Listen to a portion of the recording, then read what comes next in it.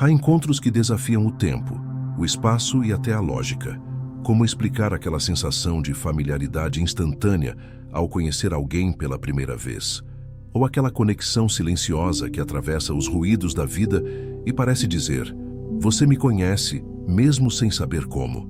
Ao longo da história humana, essa ideia de almas destinadas a se reencontrar ecoa nos mitos, nos contos e, sobretudo, na psique. Carl Jung, com sua visão profunda da alma humana, nos oferece chaves simbólicas para entender por que certas conexões parecem inevitáveis e por que o destino, mesmo quando esquecido, nunca se perde de vista quando duas almas estão destinadas a se encontrar. Neste vídeo, mergulharemos nas camadas do inconsciente coletivo, da sincronicidade e da jornada de individuação para compreender o mistério por trás desses reencontros inevitáveis. Comente abaixo. Eu acredito que almas destinadas sempre se reencontram. A psicologia analítica de Carl Jung nos oferece um mapa simbólico e profundo para compreender as forças invisíveis que regem os encontros significativos entre duas almas. Para Jung, não somos apenas guiados pela razão, mas também por estruturas inconscientes que moldam nossos caminhos e relacionamentos. Um desses conceitos-chave é o da sincronicidade, a ocorrência de coincidências cheias de sentido que parecem ser guiadas por algo além do acaso. Quando duas pessoas se encontram de forma aparentemente aleatória, mas logo percebem uma conexão profunda e inexplicável, a sincronicidade pode estar em ação. Esse fenômeno revela que o destino não é um roteiro rígido, mas uma dança entre o inconsciente pessoal e o inconsciente coletivo. Além disso, Jung nos fala sobre a ânima e o ânimos, os aspectos femininos e masculinos presentes em todos nós. Frequentemente, projetamos esses arquétipos nos outros, acreditando ter encontrado nossa outra metade. Esse impulso não é apenas romântico. Ele é, na verdade, um chamado para a individuação, o processo de integrar todas as partes de nós mesmos. Os encontros que mais nos marcam são aqueles que despertam nossas sombras, revelam nossas feridas e nos impulsionam ao crescimento. Por fim, quando falamos de almas destinadas, é importante lembrar que, para Jung, esses reencontros não são meramente românticos. Eles são simbólicos, representam oportunidades psíquicas de evolução, transformação e integração. Encontrar uma alma que parece familiar é muitas vezes um espelho do nosso próprio inconsciente, buscando completude. E o destino, dentro dessa visão, é menos sobre predição e mais sobre reconhecimento profundo. Existem momentos na vida em que os acontecimentos desafiam qualquer explicação lógica. Pessoas surgem em nosso caminho de maneira inesperada, coincidências se acumulam em torno de uma mesma presença e tudo parece se alinhar para possibilitar um encontro. Para Carl Jung, esse tipo de experiência não é fruto do acaso, mas sim da sincronicidade, um princípio fundamental que nos ajuda a compreender como forças invisíveis orquestram encontros significativos que têm o poder de nos transformar por completo. A sincronicidade não é simplesmente coincidência. Trata-se da manifestação simultânea de dois eventos conectados por um sentido profundo, ainda que não por uma relação causal direta. Quando duas pessoas se cruzam em circunstâncias improváveis e esse encontro desencadeia mudanças internas, revelações emocionais ou desperta memórias ancestrais, algo muito maior está em jogo. Jung acreditava que a sincronicidade é um sinal de que o inconsciente está tentando se expressar por meio do mundo exterior e que essas ocorrências simbólicas nos conduzem rumo à totalidade do ser. Encontros que transformam geralmente ocorrem quando estamos emocional ou espiritualmente abertos, ainda que inconscientemente. Quando duas almas estão em sintonia vibracional com o mesmo campo de significado, o universo parece agir como um espelho simbólico, reunindo-as no tempo certo. Não é a cronologia que define a importância desses encontros, mas sim o sentido que eles carregam e a profundidade com que impactam nossa psique. O tempo linear dá lugar ao tempo arquetípico, aquele que pulsa no inconsciente coletivo e rege os ciclos de transformação da alma humana. É comum que essas conexões sincrônicas estejam marcadas por um forte senso de familiaridade, como se já conhecêssemos aquela pessoa há muito tempo, como se algo dentro de nós já tivesse vivido esse reencontro. Jung via nisso a expressão do inconsciente coletivo, onde os arquétipos da união, do amor, da busca e da completude já existem desde tempos imemoriais. Quando duas pessoas se encontram sob a influência da sincronicidade, é como se os padrões simbólicos do inconsciente se atualizassem no presente, oferecendo uma chance de cura, aprendizado ou integração. Muitas vezes, o impacto dessas conexões é tão intenso que provoca rupturas. Uma amizade que muda a trajetória de vida.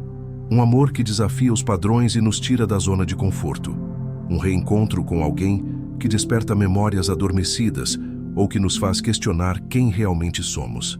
Esses momentos não são confortáveis, mas são profundamente transformadores. Eles nos obrigam a olhar para dentro, a confrontar partes de nós que estavam esquecidas e a dar passos em direção à totalidade. A sincronicidade, nesse sentido, funciona como uma linguagem simbólica da alma.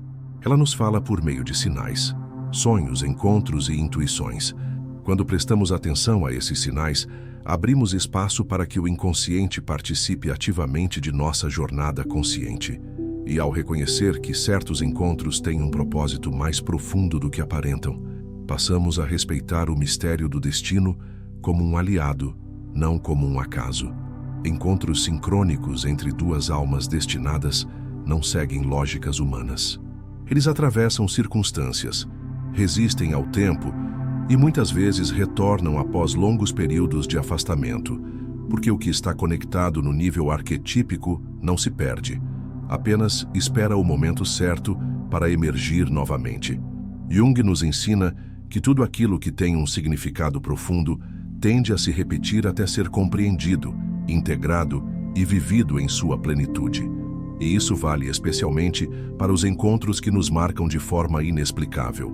Portanto, quando a vida lhe apresentar uma conexão que desafia a razão, observe com atenção. Pergunte-se o que aquilo está revelando sobre você, sobre suas buscas, suas feridas e seus desejos mais profundos. Muitas vezes, o outro que chega carrega não apenas a própria história, mas também um fragmento da sua. Um espelho simbólico que, por meio da sincronicidade, oferece a oportunidade de enxergar além da superfície e mergulhar na transformação que só os encontros destinados podem proporcionar.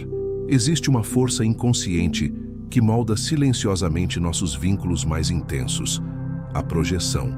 Carl Jung foi um dos primeiros pensadores a explorar profundamente esse fenômeno, revelando como o que vemos no outro, especialmente nas pessoas por quem nos sentimos magneticamente atraídos, é muitas vezes um reflexo das partes desconhecidas de nós mesmos. Quando duas almas destinadas se reencontram, esse processo se intensifica. O outro não é apenas uma pessoa comum, ele se torna um espelho vivo de tudo aquilo que esquecemos, reprimimos ou ansiamos em silêncio. A projeção funciona como um mecanismo psíquico de deslocamento de conteúdos inconscientes. Tudo aquilo que não está integrado em nossa consciência tende a ser jogado no outro. E é por isso que certos encontros despertam emoções tão intensas. Não estamos apenas lidando com o outro real, mas com o que ele simboliza dentro de nós. Esse simbolismo é carregado de energia arquetípica, e é isso que faz com que o reencontro de almas seja tão carregado de significado, paixão e, muitas vezes, confusão. Nos relacionamentos marcados por esse reconhecimento simbólico, é comum sentir que o outro nos completa. Na visão junguiana, isso acontece porque projetamos nele nossa ânima ou nosso ânimos, imagens inconscientes do feminino e do masculino que habitam nossa psique.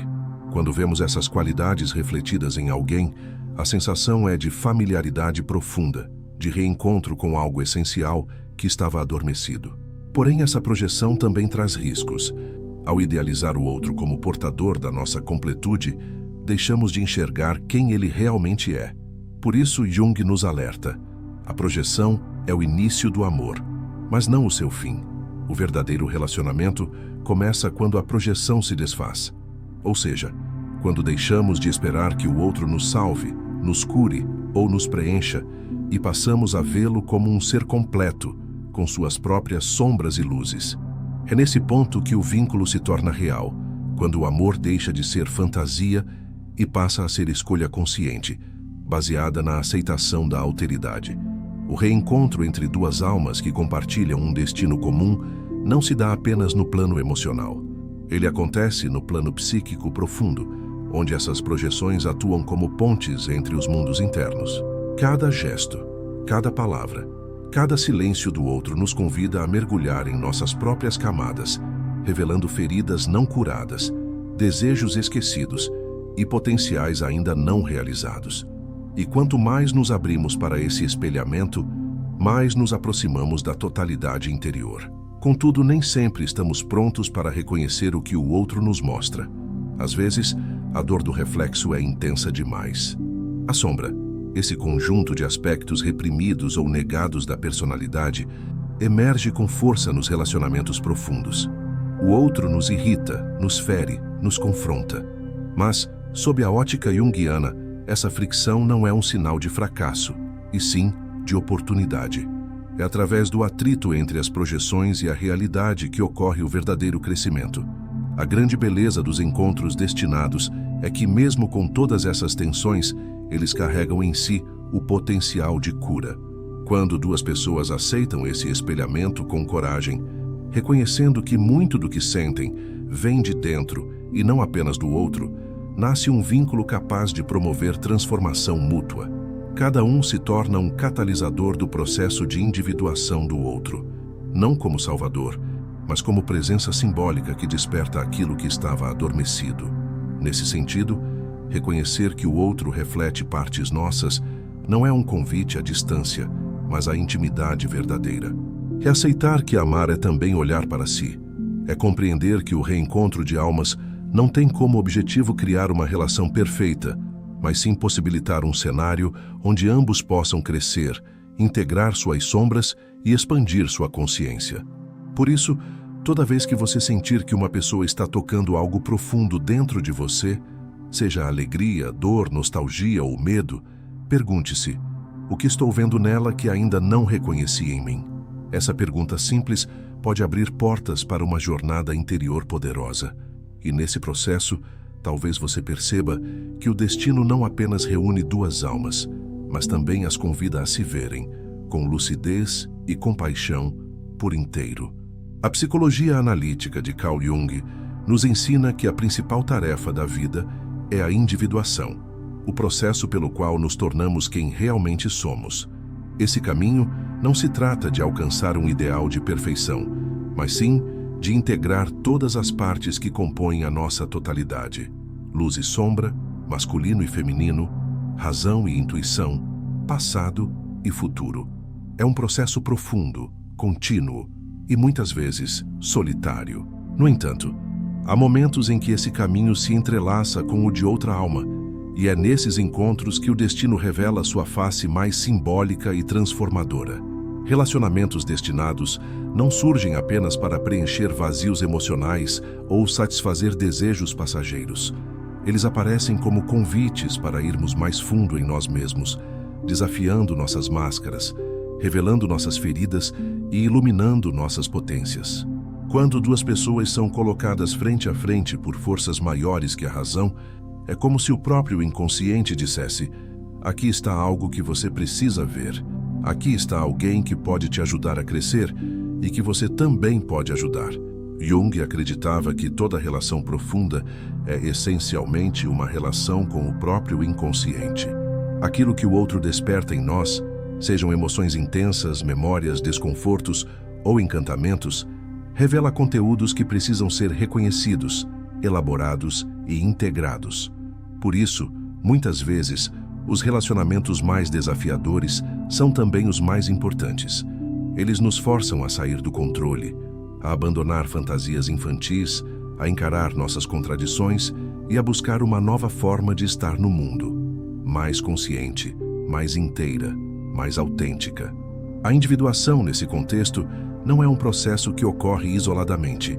Embora a jornada interior seja pessoal e intransferível, ela é constantemente ativada e acelerada por meio do contato com o outro. Cada relacionamento significativo funciona como um espelho que revela onde estamos em nossa jornada, o que já conquistamos e o que ainda precisamos transformar. E quando falamos de almas destinadas, estamos nos referindo a vínculos tão profundos que ultrapassam a lógica biográfica e tocam o plano arquetípico da existência. Esses relacionamentos costumam chegar em momentos cruciais, às vezes após longos períodos de estagnação, dor ou confusão. Outras vezes como uma resposta inesperada a um chamado interno silencioso. A alma, mesmo quando esquecida, sabe o que precisa para se desenvolver. E o destino, nessa perspectiva simbólica, não é um roteiro predeterminado, mas uma inteligência invisível que organiza o caos da vida em direção à totalidade. No entanto, é preciso cuidado para não confundir destino com dependência. Relacionamentos destinados não são necessariamente permanentes. Muitos vêm para cumprir um ciclo, provocar uma transformação, ativar uma lembrança antiga ou curar uma ferida ancestral, e depois partem.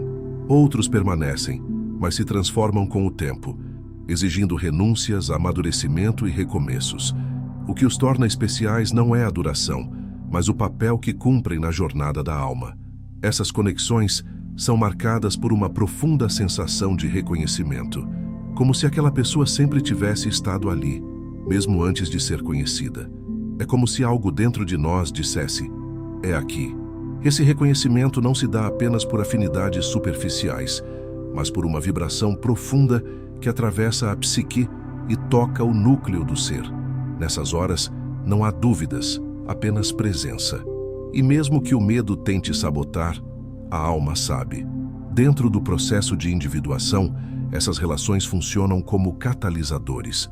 Elas aceleram aquilo que estava latente, revelam talentos esquecidos, desafiam estruturas rígidas e convidam à expansão. Ao mesmo tempo, pedem responsabilidade emocional, autorreflexão e coragem para atravessar os próprios abismos.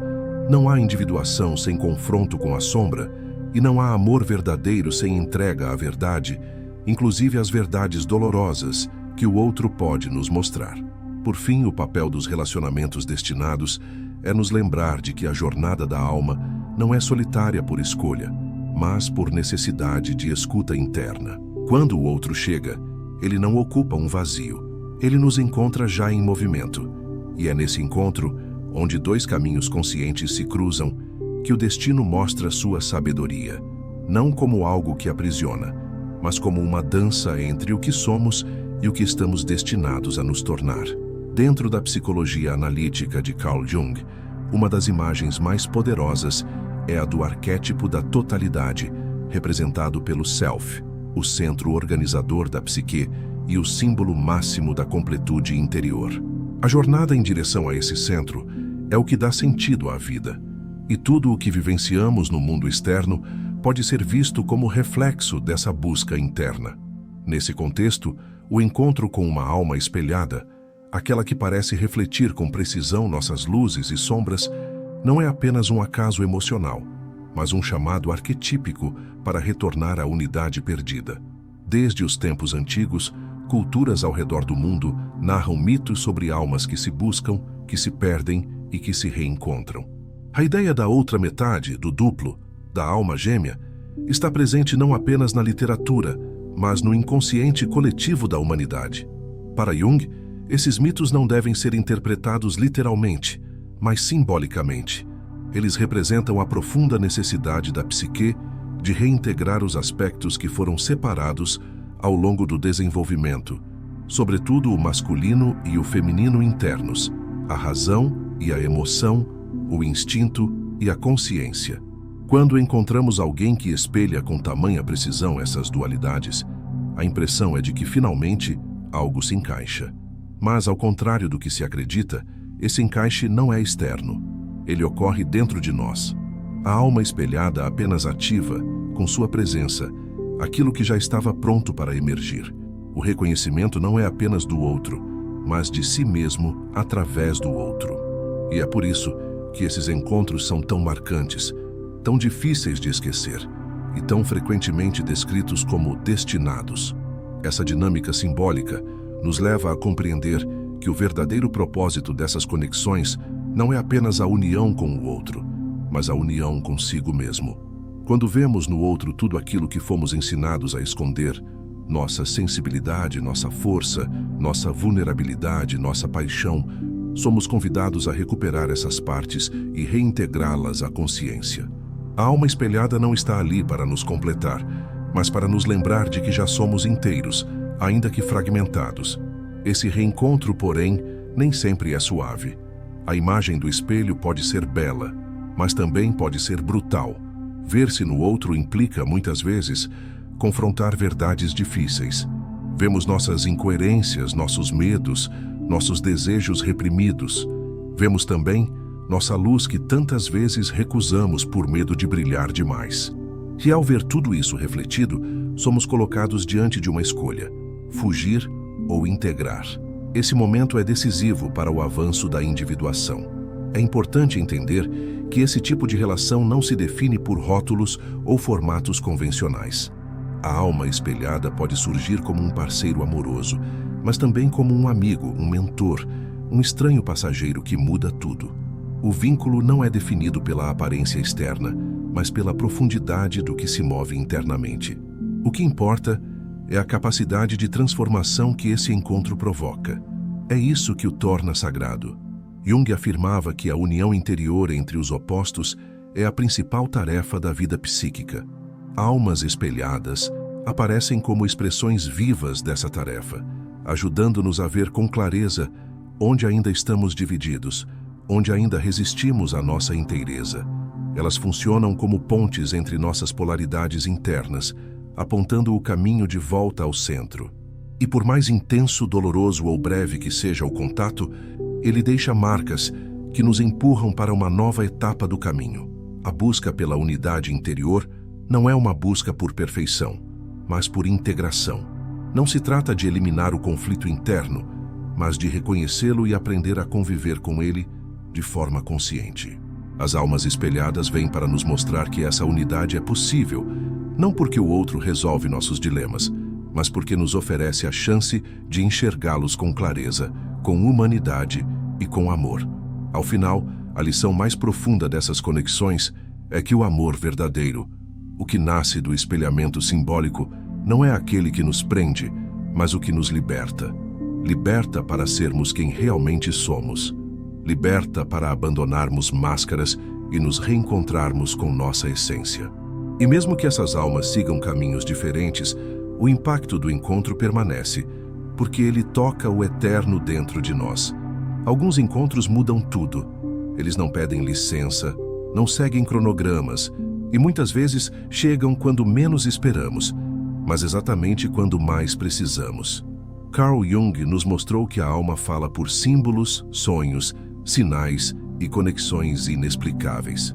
E quando duas almas se reencontram sob o véu do mistério, do reconhecimento silencioso e da sincronicidade, não estamos diante de simples coincidências, mas de um movimento profundo do inconsciente buscando a totalidade. Esses vínculos não existem para nos completar, mas para nos espelhar. Eles nos provocam, nos desafiam e nos revelam. São oportunidades raras de integração, onde o amor não é fuga, mas retorno. Retorno a si mesmo, à essência, ao que estava esquecido. Se você já viveu um encontro assim, ou pressente que ele está se aproximando, confie. O destino não se perde. Ele apenas espera o momento certo para agir. Se este conteúdo tocou algo em você, inscreva-se no canal, ative as notificações e assista ao vídeo sugerido na tela para continuar sua jornada de autoconhecimento. Sua alma sabe o caminho. Basta ouvir.